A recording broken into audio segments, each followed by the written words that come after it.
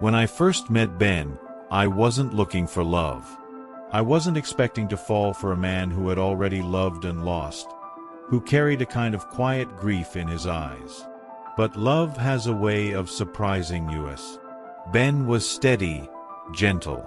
And Lucas, his son, was bright, curious, but guarded. I knew stepping into their lives meant stepping into a world where another woman's presence would always linger. I wasn't here to replace her. I just wanted to love them in my own way. The first few months as a family were better than I could have imagined. Lucas was shy at first, but little by little, he let me in. We read bedtime stories together, made up silly games, and I even learned how to cook his favorite mac and cheese, extra cheesy, with just the right amount of breadcrumbs on top. Then, one day, out of nowhere, he called me Mom. Ben and I shared a glance across the room, and for a moment, I felt like everything had fallen into place. But then came the night that changed everything. It was late. The house was quiet. I pulled Lucas' blankets up to his chin, brushing his hair back like I always did. "Good night, sweetheart," I said. Just as I turned to leave, his small hand reached out, grabbing mine. "My real mom still lives here," he whispered. I froze, my heart skipping a beat. "Oh, sweetheart," I said gently, kneeling beside him. "Your mom will always be with you. In your heart, in your memories." But Lucas shook his head, his little fingers tightening around mine. "No, Mom. She's here. I see her sometimes." I swallowed, forcing a smile. Kids have imaginations, I told myself. They dream, they see things in shadows, they hold on to love in ways we can't always understand. It was normal, wasn't it? I kissed his forehead, told him to sleep, and turned off the light. But that night, long after Lucas had drifted off, I couldn't shake the feeling that something was off. I lay awake in bed beside Ben, staring at the ceiling, replaying Lucas' words over and over. Maybe it was just grief. Maybe it was just a little boy trying to keep his mother close. Or maybe it was something else. At the time, I told myself I was overthinking. But as the days passed, little things started to change. Things I couldn't explain. It started with the toys. Every evening before bed, I made sure Lucas' room was tidy. I'd put his stuffed animals back on the shelf, stack his books neatly, and place his toy cars in their bin. But by morning, they'd be scattered across the floor again, just the way they were before I cleaned. At first, I thought Lucas was waking up in the middle of the night and playing. So one morning at breakfast, I casually asked him, "Hey, sweetheart, were you playing with your toys after I tucked you in?" He looked up from his cereal and shook his head. "No, Mom. But she likes them how they were before." I blinked. "She?" Lucas took another bite, swinging his legs under the table. "Mom. She puts them back." A strange unease crawled up my spine. I wanted to believe it was just his imagination. But then, other things started happening. The kitchen was next. One night, after washing the dishes, I rearranged the cabinets the way I liked them. I moved the plates to a lower shelf where I could reach them more easily, stacked the mugs neatly, and put the spices in one organized row. But the next morning, when I walked into the kitchen, everything was back in its original place. The plates, the mugs, the spices. Exactly as they were before I changed them. I frowned, turning to Ben, who was pouring himself a cup of coffee. "Did you move the dishes back?" He glanced at me over his mug. "What?" "The cabinets. I changed everything around last night, but now it's all back where it was." Ben chuckled. "I didn't touch anything, babe." I forced a smile, but my stomach twisted. Maybe I was just tired. Maybe I had forgotten. Or maybe something else was happening. Then there was the photograph. Irene's picture had always been in the living room, sitting on the mantel above the fireplace. It wasn't that I wanted to erase her presence. I knew how much she meant to them, but sometimes I felt like her eyes followed me. One afternoon, after dusting the house, I moved the photo to a less central spot, on a bookshelf in the hallway. Somewhere still visible, but not staring at me every time I sat on the couch. The next morning, I walked downstairs, and the photo was back on the mantel. I stopped in my tracks, my breath catching in my throat. I was sure I had moved it. I knew I had. I swallowed hard and picked up the frame, turning it over in my hands. It was clean, almost freshly dusted. Ben walked past, pausing when he saw me holding it. "Why are you looking at that like it's haunted?" he joked. I forced a laugh, shaking my head. "I just thought I put it somewhere else." He kissed the top of my head and walked away, but my hands felt cold as I set the picture down again. I told myself it was just my imagination, that I was overthinking, that I had probably just put it back without realizing it. But then, that night, I heard it. It was late. The house was silent. Ben was asleep beside me, his breathing deep and steady. Then, just as I started to drift off, I heard it, a whisper, soft, almost too quiet to hear. At first, I thought it was part of a dream. But then, I heard it again. A woman's voice. I sat up in bed, my heart pounding. The room was dark, the only light coming from the street lamp outside. I held my breath, straining to listen. Nothing. Maybe I had imagined it. Maybe I was just tired. But then, just as I lay back down, "You shouldn't have moved it." The whisper was right by my ear.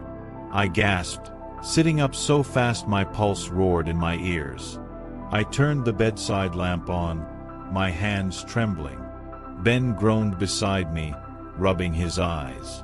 "Brenda? What's wrong?" I looked around the room, my chest rising and falling rapidly. But there was nothing there. Just silence. The next morning, I didn't say anything to Ben.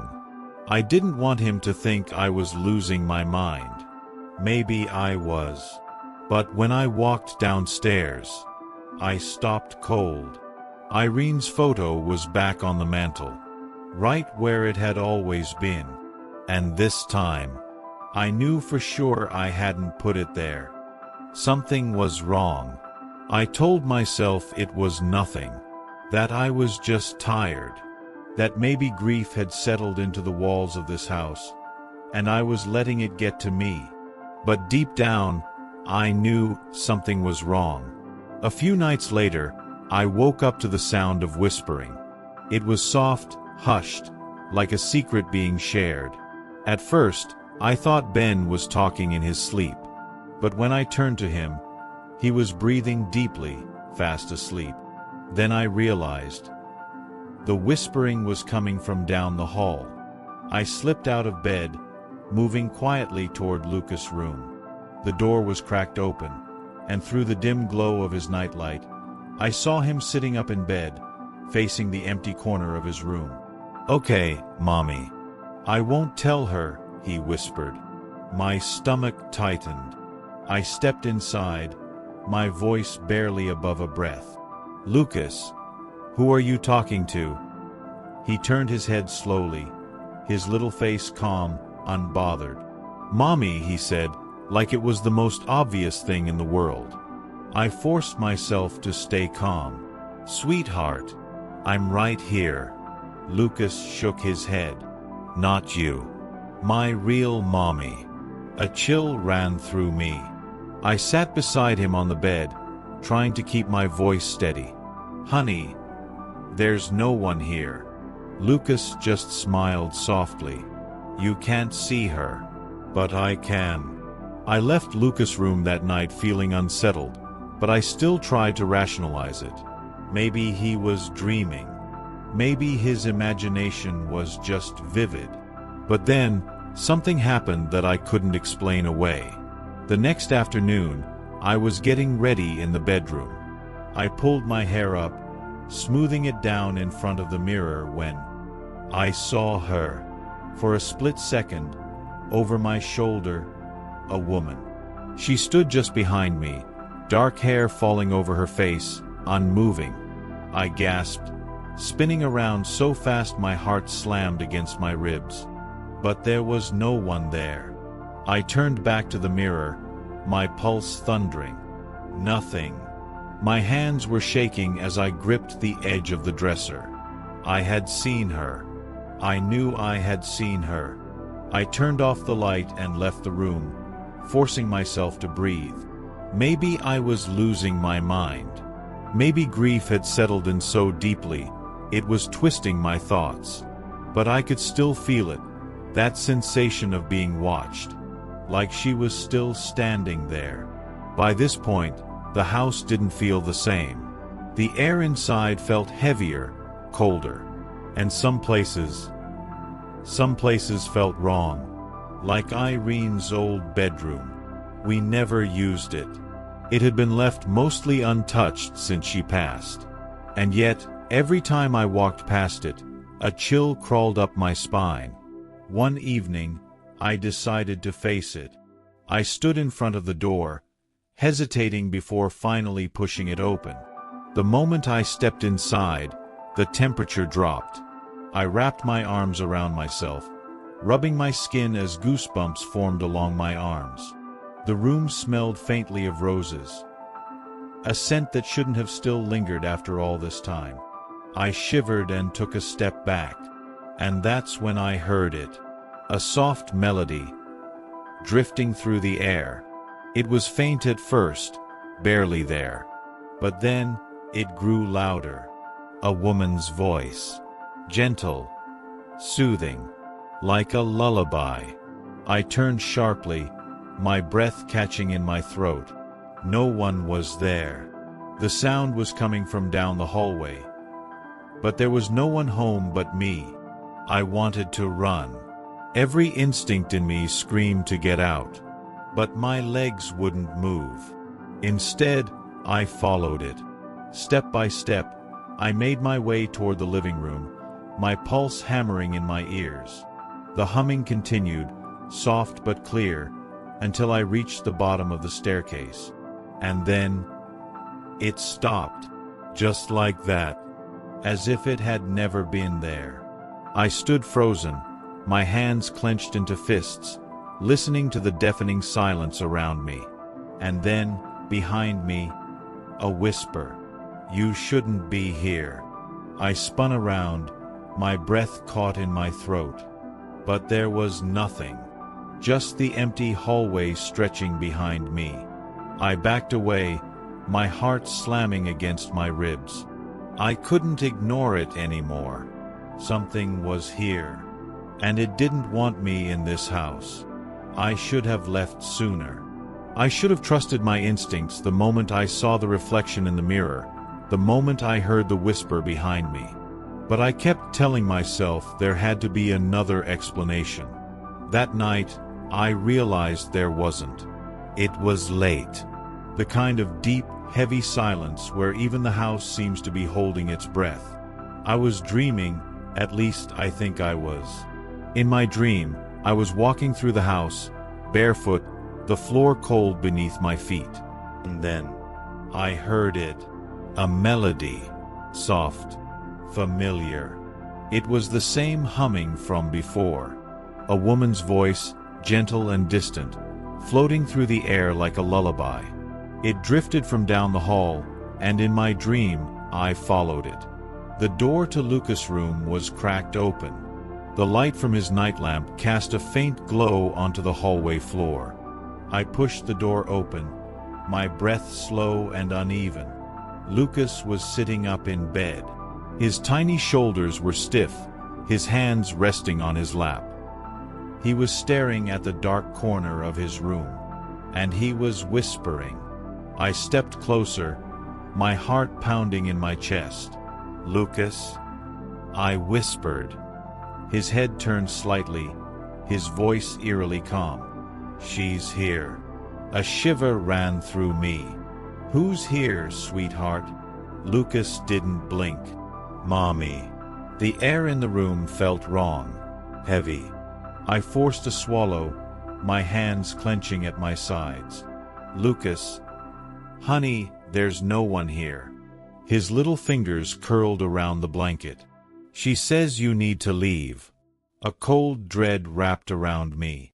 "What?" Lucas turned his gaze back to the corner of the room. "She's mad, Mom. She says you don't belong here." I wanted to tell myself it was just his imagination, just the dreams of a little boy who missed his mother. But then, I saw it, a shape, a figure in the darkness. It was standing in the farthest corner of the room, just beyond the glow of the nightlight. It didn't move, didn't breathe, but I could feel it watching me. My entire body went rigid. I couldn't see her face, couldn't make out any features, just the outline of a woman. I reached for Lucas, my breath coming in sharp gasps. "Come here, sweetheart." Lucas hesitated. The shadow shifted. I didn't wait. I grabbed Lucas and bolted from the room, my pulse roaring in my ears. I didn't stop until we were in the hallway. The door slammed shut behind us. Lucas whimpered against my chest, but I held onto him tightly, my own body trembling. I had seen her. She was real. I didn't sleep the rest of the night. I stayed curled up on the couch with Lucas, his small body nestled against me, his breaths coming slow and even. Ben found us in the morning, his brow furrowed in confusion. "Why are you two out here?" he asked. I looked up at him, exhaustion weighing heavy in my bones. For a moment, I considered lying, considered brushing it off as nothing. But I couldn't anymore. "I saw her, Ben." He stared at me. "Saw who?" I swallowed, tightening my grip around Lucas. "Irene." Ben let out a long sigh, rubbing his hand over his face. "Brenda, come on. Don't tell me I imagined it." My voice wavered, but I held my ground. "She was there, Ben. In the room. Watching him." Ben shook his head, his jaw tight. "You're letting this get to you. It's been a stressful few weeks." "Ben," Lucas talks to her. "Every night." Ben's expression faltered for just a second, but then he shook his head again. "He misses his mom. He's just a kid, Brenda. He doesn't understand. She told him I need to leave." Ben froze. For the first time, I saw it, the doubt in his eyes, the uncertainty, the fear. I inhaled slowly. "You've felt it too, haven't you?" He didn't answer. He didn't have to. I didn't argue anymore. I didn't try to convince him, because at that moment, I knew. I was on my own. Ben didn't want to believe it. Maybe he couldn't. But I had seen her. I had felt her. And I knew one thing for certain. She wasn't going to let me stay. I couldn't stay in that house another night without knowing the truth. Irene was still here. That much I was sure of. But why? Why was she still lingering? What did she want? There was only one person I could think of who might have answers. Someone who had known Irene before she became just a memory in this house. Her best friend, Margaret. Margaret had been Irene's closest friend for years. They had grown up together, gone to college together, and even after life took them in different directions, they had always remained close. I had met her once before, briefly, at Lucas' last birthday party. She was kind, with soft eyes and a quiet, knowing presence. When I called and told her I needed to talk, she didn't hesitate. Ben was reluctant at first. He didn't want to believe any of this, Didn't want to entertain the idea that Irene was still with us in a way that defied logic. But deep down, I think he knew. He had seen the way I looked that morning, my arms wrapped protectively around Lucas, my voice shaken with fear. So he agreed. The drive to Margaret's house was silent, tense. I could see the stiffness in Ben's posture, the way his hands gripped the steering wheel just a little too tightly. He didn't want to be here. He didn't want to hear whatever truth was waiting for us on the other side of this conversation. But it was too late for denial now. Margaret greeted us with a warm but knowing look, as if she had been expecting this visit. She poured us tea, settled into her chair, and listened as I told her everything. The strange occurrences, the whispers, the shadow in Lucas' room. Her face didn't change. She didn't gasp, didn't dismiss my words as nonsense. Instead, she nodded, like she had known all along. When I finished, there was a long silence. And then she said something that sent a chill down my spine. "She's still there, isn't she?" I swallowed hard. "Yes," Margaret sighed, staring down at her cup. "I was afraid of this." Ben finally spoke, his voice tight with frustration. "Afraid of what?" "Margaret, please, just tell us the truth." She looked up at him, sympathy in her eyes. "Irene didn't die peacefully, Ben." The air in the room seemed to shift. Ben's jaw tightened. "She was sick. She passed in her sleep." Margaret hesitated, and then she shook her head. "No, that's what you were told. But it's not the full truth." My pulse quickened. "What do you mean?" I asked. Margaret exhaled slowly, choosing her words carefully. Irene wasn't just sick. She had been getting worse for weeks, but she refused to go to the hospital because she was terrified of leaving Lucas alone. She was convinced if she left, she would never come back. One night, while Ben was working late, Irene's condition worsened. She could barely stand, barely breathe. But instead of calling for help, she crawled into Lucas' room and lay beside him in his bed. She clutched him, whispered to him, even though he was asleep. She kept saying, "Mommy's still here. Mommy's not going anywhere." And that's where she died. Not in a hospital. Not in her own bed. She died holding Lucas in her arms. By the time Ben got home, it was too late. Lucas had woken up next to her body. He was too young to understand, too young to process it, but deep inside, a part of him never let go, and neither did she. A cold dread settled over me. That was it. That was why she hadn't moved on. She hadn't been ready. Ben was quiet, his expression unreadable. I, on the other hand, felt like the pieces were finally coming together. "She's still reaching for him," I whispered. "For Lucas." Margaret nodded solemnly. He was her entire world. She never wanted to leave him. And maybe he doesn't want to let her go either. The weight of her words sank deep into my chest. Lucas. All this time, I thought he was just grieving in his own way. But what if it was more than that?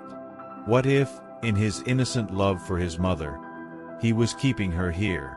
What if she was staying, because he wouldn't let her leave? And worse, what if she wasn't just staying? What if she was holding on too tightly? A sick feeling twisted in my gut. I had spent so much time trying to find my place in this family, trying to make this house feel like home. But what if it never would be? What if Irene wouldn't allow it? She had spent her final moments reaching for Lucas, desperate to stay with him. And now she was here, watching me, moving things back to the way they were, making sure I knew. I wasn't supposed to be here. This wasn't my home. This was still hers. And she wasn't going to let me take her place. Margaret reached across the table, placing a gentle hand over mine. "You need to be careful, Brenda." I swallowed hard. "Why?" "Because if Irene is still here, that means she hasn't accepted death. And if she hasn't accepted death, she won't accept you either." The words hit me like ice. I had been right all along. Irene wasn't just a lingering presence. She wasn't just a memory attached to this house. She was still here. And she didn't want me in her family. As we left Margaret's house, I felt it creeping in, that heavy, suffocating sense of dread. I had come searching for answers. Now, I wished I hadn't found them. Because now, I knew the truth. Irene wasn't just haunting this house. She was protecting it. And she wasn't going to let me take away what was hers. The house didn't feel like a home anymore. It felt like a battlefield. Every shadow, every whisper, every creaking floorboard, it all felt like a warning. And I knew, without a doubt, that I had run out of time. That night, I made a choice. I wasn't going to run. I wasn't going to let fear control me. I had to face her. I waited until the house was quiet, until Lucas was asleep and Ben was in the other room. And then, standing in the middle of the living room, I spoke out loud. "Irene, I know you're here." The air felt thick, pressing against my skin. "I don't want to take your place. I don't want to erase you." A flicker of movement in the corner of my eye. A shift in the shadows.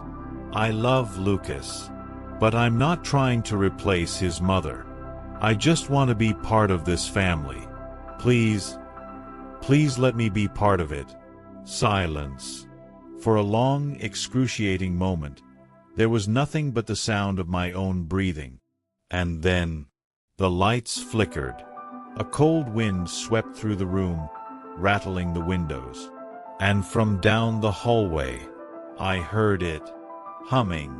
Soft, slow, deliberate. I don't remember falling asleep. But suddenly, I wasn't in the living room anymore. I was standing in Lucas' room. The air was cold, and the walls seemed stretched, warped, like the house was twisting around me. And then I saw her, Irene. She stood by Lucas' bed, her long dark hair cascading over her shoulders. Her back was turned, but I could see her hands, thin, pale fingers brushing over Lucas' forehead. He didn't move, didn't even seem awake. I tried to step forward, but my body wouldn't move. And then she spoke. "Lucas is mine." Her voice was hollow, echoing. Slowly, she turned her head toward me. But where her eyes should have been, there was only darkness. "You do not belong here." A sudden force knocked me backward. The vision shattered, and I woke up gasping, only to realize the nightmare wasn't over. The house had come alive. The moment my eyes opened, the lights overhead flickered wildly, casting shadows that twisted and writhed across the walls. A loud bang echoed from upstairs, followed by another and another, like someone was slamming every door in the house. The temperature plummeted. My breath came out in frantic, visible puffs. And then, Lucas screamed. I ran. I didn't think. I just ran, taking the stairs two at a time, my heart pounding so loudly I could barely hear myself think. His bedroom door flew open on its own just as I reached it, and what I saw nearly made me collapse. Lucas was standing in the center of his room, his tiny frame rigid, his head tilted slightly to the side. His lips were moving, whispering, but the words weren't his.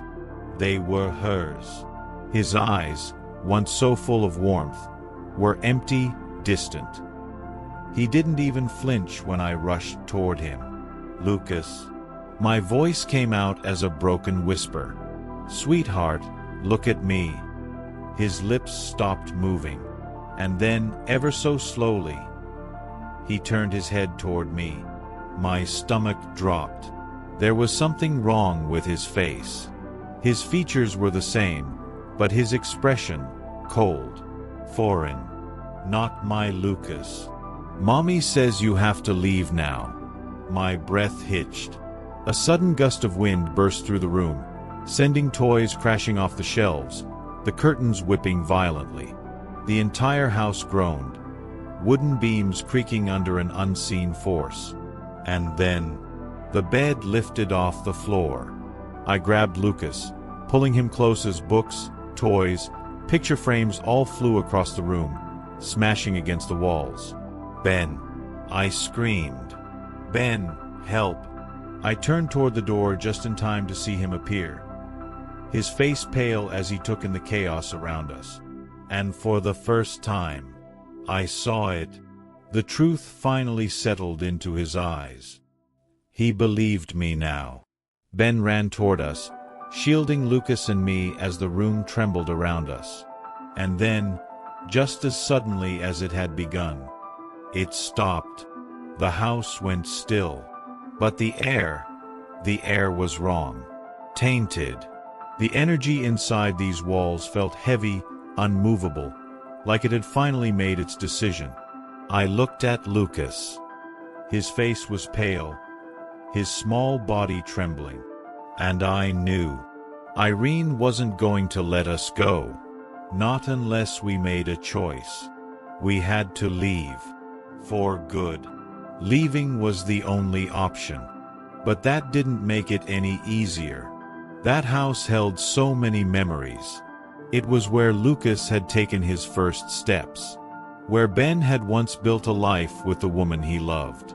Where I had tried, desperately, to make my own place in their story. But it wasn't my place. It had never been. Ben didn't argue. He didn't try to fight it anymore. After what we had seen, what we had felt, there was nothing left to deny. We packed in silence, moving through the house like ghosts ourselves. Lucas sat on his bed, clutching his stuffed rabbit, watching us with big, confused eyes. And then, finally, he spoke. "Why are we leaving?" I swallowed hard, forcing my voice to stay steady. "Because we need a fresh start, sweetheart. Somewhere new." Lucas frowned, hugging his rabbit tighter. "But Mommy is here." My chest ached. Ben knelt beside him, his voice soft. "Buddy, Mommy is always with you, no matter where we go. But we have to leave this house, okay?" Lucas didn't respond right away. He just stared at the wall, as if he were listening to something only he could hear.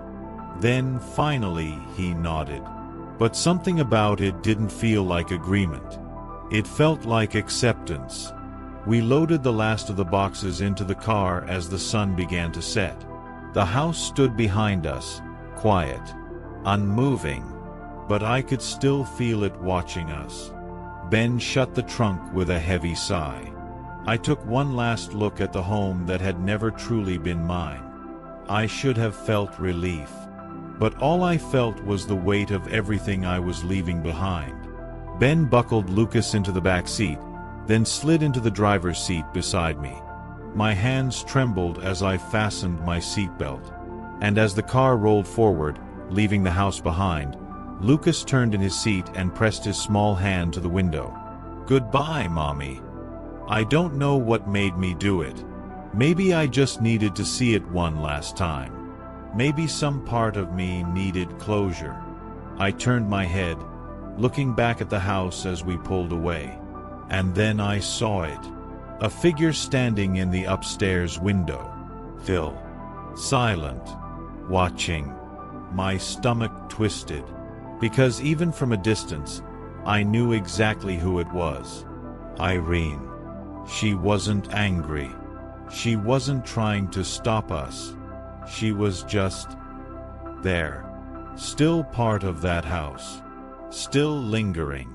Still waiting. I turned away, swallowing the lump in my throat, and for the first time, I felt like I could breathe. But deep down, I knew she was still there.